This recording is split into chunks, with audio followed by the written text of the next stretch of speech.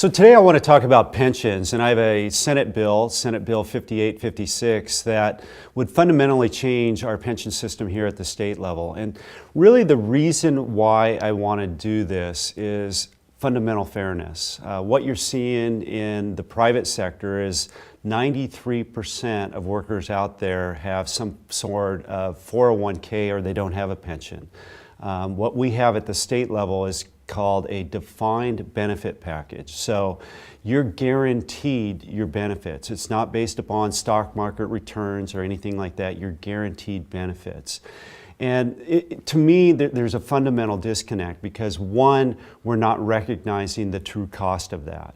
And when you don't recognize the true cost of it, you pass those costs on to the next generation. We're doing that in way too many aspects of government, whether that's at the federal level, the state level, or the local level.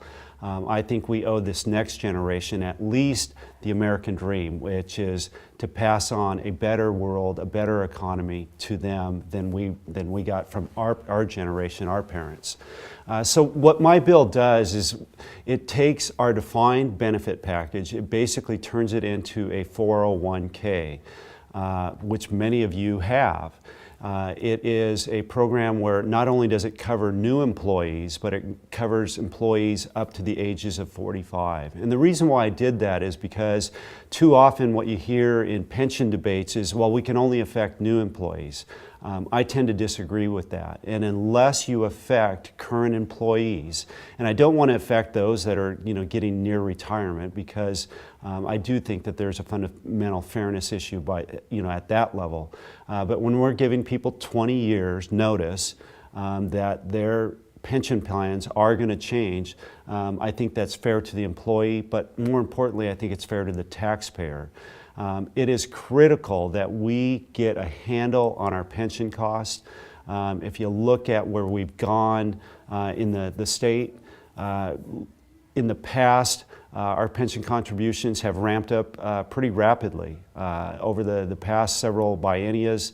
In the last biennia, we were at just over $1 billion. Now we're at $1.4 billion, and it's projected to go to $1.8 billion. As far as in biennial cost. And those are big jumps. $400 million buys you a lot. I don't care if it's in education, transportation. $400 million buys you a lot of services. But again, I think the key to me is this issue of fairness. And if we're going to have the conversation that I think we need to have with the public with regards to our tax system, one, we have to honor our commitments. When we say a tax is temporary, a tax is temporary.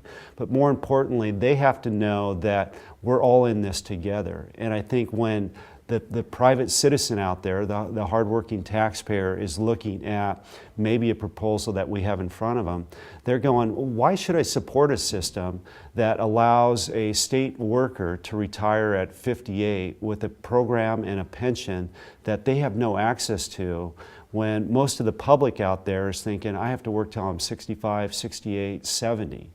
The other thing that I think this change does is it brings us much more in alignment with where workers are today. One of the big debates and big problems we have in state government is a retirement age. 65 generally is what Social Security is predicated upon. But what you're seeing is a lot more workers are willing to work beyond that, especially as we move more into the cerebral nature of a workforce. In the high-tech world, you're seeing people that want to work till they're 70, 72 or beyond.